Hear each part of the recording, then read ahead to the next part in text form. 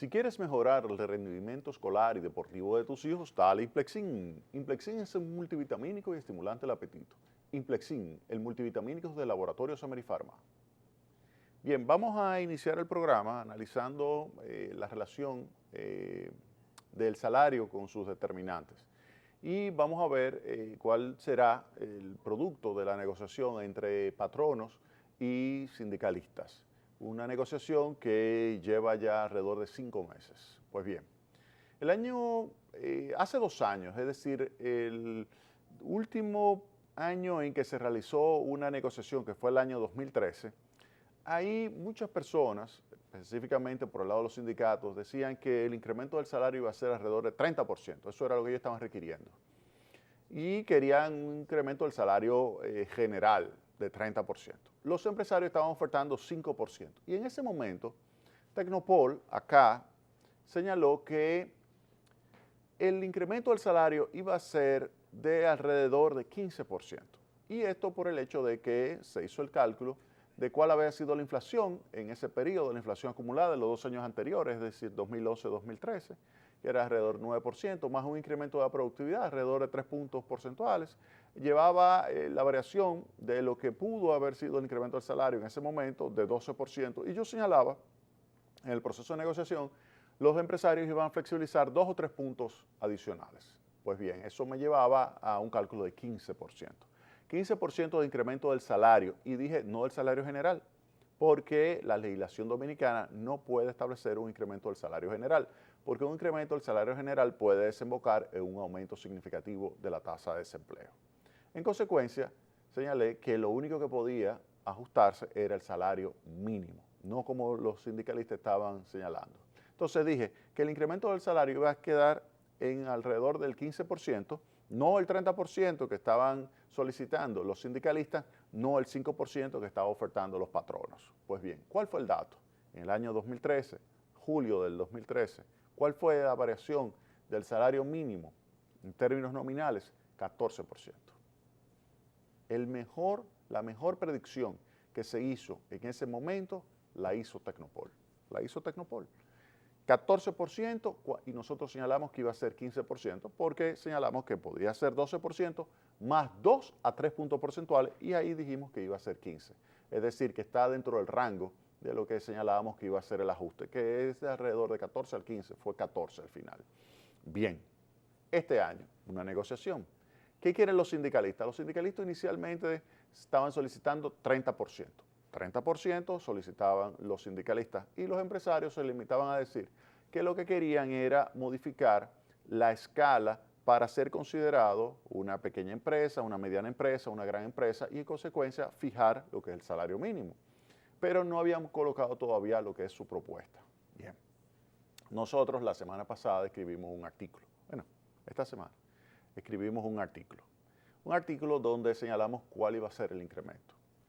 Hicimos nuestro cálculo nuevamente. La inflación acumulada alrededor de 3%, en 2 años, la inflación acumulada 4% alrededor de 2 años, más lo que sería el ajuste de la productividad, que se asume alrededor de 3% adicionales. Eso sería 4 más 3, 7%. Y dije 7%. Y a esto habría que añadir 2 o 3 puntos más del proceso de negociación, es decir, que estaría entre 9 y 10%. Ese sería el incremento del salario, entre 9 y 10%. ¿Qué hicieron los empresarios? Pues ya salieron y propusieron un incremento del 8.95%, 9%. 9% están proponiendo los empresarios, nosotros señalamos que va a quedar entre 9 y 10%. Ahora, los empresarios están señalando que ese 9%, ese 8.95%, 9%, ese porcentaje estará condicionado a que se realice la modificación de la estructura que se utiliza para definir el nivel de salario mínimo por empresa. Por ejemplo, si es una gran empresa, supuestamente grande, ya paga alrededor de 12,000 pesos, 11,900 y tanto. Ahora bien, si se hace la reclasificación, pues esa empresa es probable que entonces pague menos. De manera que hay que tomar en cuenta que esa reclasificación va a colocar en contexto y en lo que es su justa medida el nivel de salario que puede pagar esas empresas. Y digo esto por lo siguiente. ¿Cuál es el porcentaje de informalidad en la República Dominicana. De acuerdo a las estadísticas del Banco Central, alrededor del 56% del salario en la República Dominicana se origina en actividades informales. ¿Eso qué implica? Eso significa que hay problemas en el Código Laboral, hay problemas con la Seguridad Social, hay problemas con todo lo que implica costos no salariales que hace que sea demasiado grande la carga.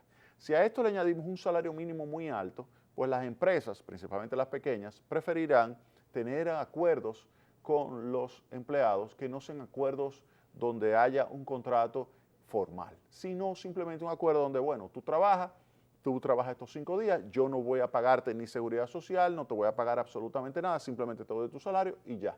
No hay ningún compromiso de esta parte hacia ti. Y eso es la informalidad. Pues bien, 56, 57%. Eso es incluyendo al sector público. Si sacamos al sector público, sube alrededor de 65%. Es informal en la República Dominicana. Y es porque las pequeñas y medianas empresas no pueden pagar esos salarios. No pueden pagar. Usted me dirá, pero ¿cómo es posible? Salarios tan bajos que no lo pueden pagar. Es porque hay otras cargas. Hay muchísimas otras cargas en la República Dominicana que te hacen que sean inviables. O sea, ser empresario en este país es prácticamente ser un héroe. Vamos a poner las cosas claras. Ser un empresario es ser un héroe, porque hay una cantidad enorme de cargas y de costos asociados a hacer negocio que te hace que sea muy poco rentable estar en un negocio.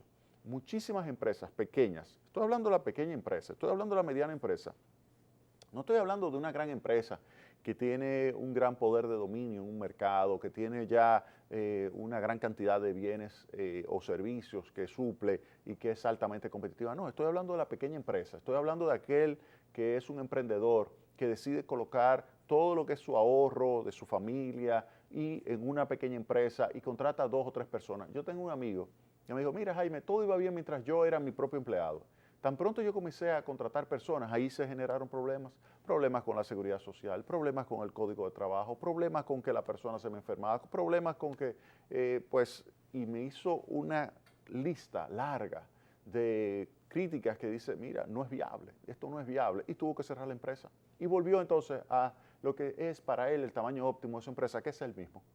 Entonces, ¿qué consecuencia tiene esto? Que o eres informal, o sencillamente no creas empleo. Y eso es un problema en la República Dominicana. Se necesita obligatoriamente poder tener un sistema laboral que elimine todas esas restricciones si se quiere de verdad poder tener la oportunidad de crear empleo, crear condiciones para que las empresas puedan subsistir. Entonces, ¿qué implica todo esto? Esto significa que cuando estamos hablando del salario mínimo, no se puede pensar en que se va a estar incrementando significativamente este salario, a menos que, y aquí viene la gran condicionante, aumente la productividad. A menos que aumente la productividad de esa mano de obra que usted está contratando, usted no puede pagarle más.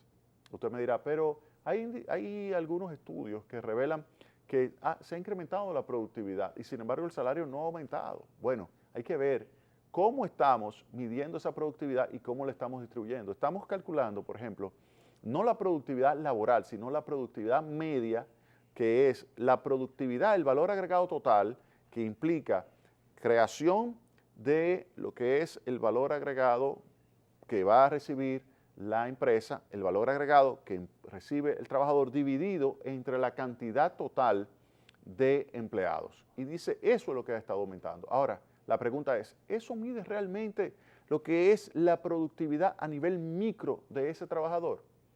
Si yo comparo esa productividad con otros elementos, si añado, por ejemplo, los problemas del sector eléctrico, los problemas del sector transporte, los problemas de impositivos que tengo que enfrentar como empresario, esto hace que pueda tener todavía holgura suficiente para que, dado ese incremento de productividad agregado, ¿puedo yo trasladarlo al salario? Hay muchos elementos que hay que tomar aquí en cuenta. Para eso, en el próximo segmento, vamos a hablar de cuál será lo que sería un conjunto de medidas que pudieran tomarse para crear las condiciones para que las empresas puedan elevar lo que es su nivel de salario. Vámonos a la pausa.